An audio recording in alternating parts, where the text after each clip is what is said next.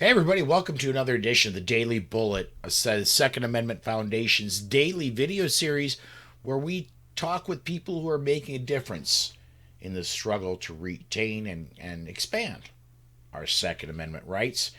Joining me today is Yehuda Remer. Yehuda is a good friend of mine, works with me in a couple, three different projects, and on the internet, you probably know him as the Pew Pew Jew. Yehuda, thanks for joining me today, man. Yeah, thank you for having me. It's a pleasure to be here on your new show. Absolutely. So let's start off with the very basics. What Everybody has a different story about what caused them to become a Second Amendment advocate. What what was the process for you to become a Second Amendment advocate? Where did that start?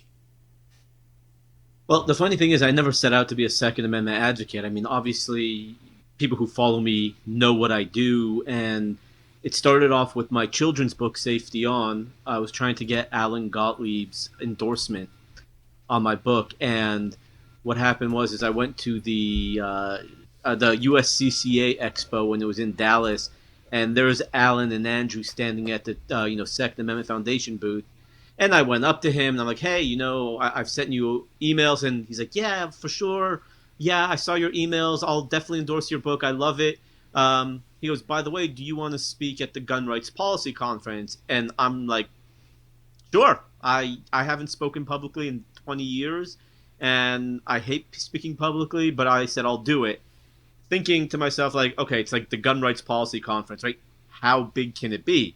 Haha. Um, so, right. So at that point, like I already said yes, and I turned to Alan. And I was like, so how many people usually come to this conference? Thinking that there may be like 50, 60 people. And he goes, oh, you'll probably speak in between 300 to 400. And I'm like, okay. And you know, I did it. It was 6 months later. I did speak there. It went incredibly well. It was very well received. And then from there, that's when everything started snowballing into the Second Amendment advocacy, because here I was, not just an author of children's books on gun safety. It was now, wow, you're speaking on behalf of the Jewish gun owners of America on gun rights, and through tutelage. Obviously, you and Susan were amazing to me, and Cheryl and Amanda, and all of you guys kind of took me under your wing as someone who knew nothing about our industry. And the next thing I know, I'm full fledged 2A advocate fighting for our rights. Very cool. So let's talk about some of the things you do. And I want to start with the books because that's what brought you into Second Amendment advocacy. It started off with a unique little book that I had never seen anything like it, and that was Safety On. Uh, you were obviously a gun owner before this whole thing started, and what was the impetus for you to write that book? My first gun was a Glock 19. I was in Los Angeles, and it was a you can only buy Gen 3 or earlier, and Gen 3 was the newest one on the market when I bought it. Excuse me. And I kind of, even though I was married with two kids out of the house, I kind of hid it from my parents that I owned a gun, because I didn't want their, hounding Jewish guilt laying over my head. And one night, my younger brother let slip that I own a gun, and my parents went just full on Chernobyl nuclear meltdown, and it started. The wheels in my head started spinning, trying to think like, well, I'm responsible enough to get married. I'm responsible enough to have kids, but I'm not responsible enough to own a firearm, which in my mind was just a tool. And from there, I was like, okay, I have to obviously educate my children. And I started researching on best way to educate children on firearm safety. And of course, the first place everyone usually goes to is the NRA website. And I found the Eddie Eagle program. And going through the Eddie Eagle program myself, it dawned on me. I'm like, it's great, the Eddie Eagle program, but there is so much more to gun safety. So I went to the next best place for research, and I went to Amazon because I wanted to go buy a book that I could read to my children about gun safety. Mm. And I really was blown away that there was no books dedicated solely to children, not to adults on how to talk to your children, but designed for children on gun safety. So, as someone who is I love writing. I've always enjoyed creative writing. I sat down one day and um, on my notepad on my cell phone on my Apple on the notepad, I wrote the book in about 15, 20 minutes. Sent it to a buddy of mine who's in the LAPD, and man, he lit the fire under me, telling me I must get this book published. And 5 years later, I got it published. Oh yeah. So 5 years later, that means you are a instant success, right? Everybody thinks you I popped absolutely up out of nowhere. overnight success. Yes, absolutely. I want to tee off on one thing you mentioned because it just brought a thought to my head. You said that you were uncertain, let's say, about your parents finding out you were a gun owner. I'm thinking that, and I'm wondering if you would agree with me that in today's society, we have to come out as gun owners somewhat like years ago people used to have to come out as gay, and that there's risks involved for us just as there are risks involved for them socially. Would you agree with that? I mean, I guess maybe to an extent. Um, I don't know if it's on the same level because one of them is a matter of self defense, and some people might disagree on how you go about doing that. But one of them is an actual lifestyle. It's an actual preference on how you want to live your life rather than just having a. I mean, the way I see it is having a set of cooking knives on your counter or having a gun is really the same thing. They're tools, right? So bringing a tool into your home and yeah, I guess bringing a tool into your home is kind of different than coming out as gay.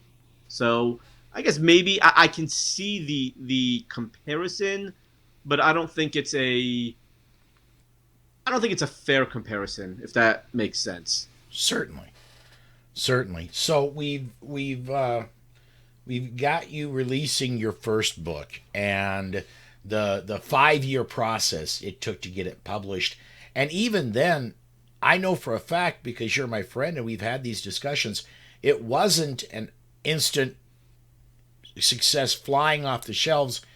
You kind of worked quite a bit to promote the book and to get endorsements. And uh, could you talk a little bit about the process of that and and what and after that? Well, talk about that process and we'll go on to the next one.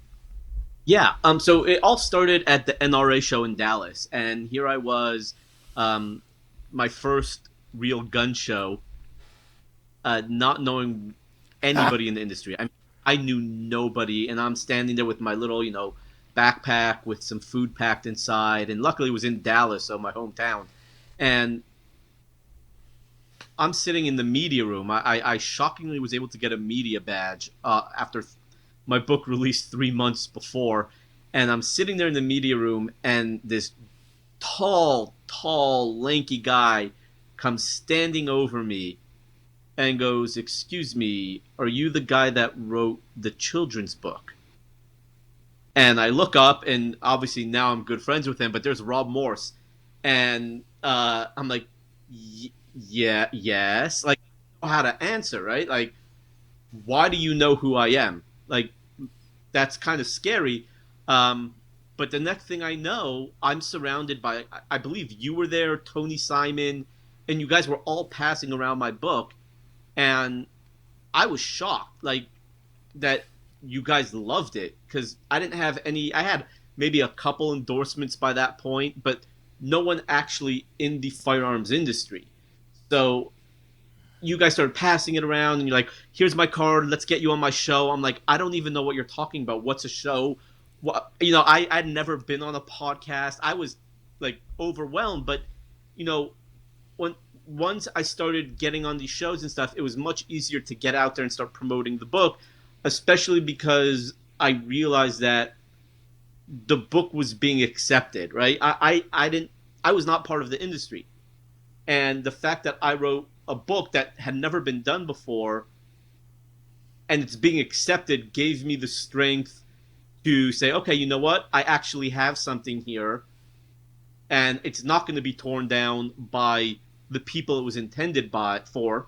Mm-hmm. So I got out there and I started reaching out to people, and I know we all joke, just what would Yehuda do, right? If you it doesn't hurt to ask, and I would just go around and get over my fears of talking to people and just walk up to someone and say, "Hey, here's my book. I want to be on your show," and that was it. Very cool. So you gone on from Safety On. You've written other books. One of them was a book for kids about the Second Amendment. Yes. You want to talk about that one for a little bit? Sure. That one, I'm very proud, obviously, of all my books. The Safety On will always be my baby because that was my first book.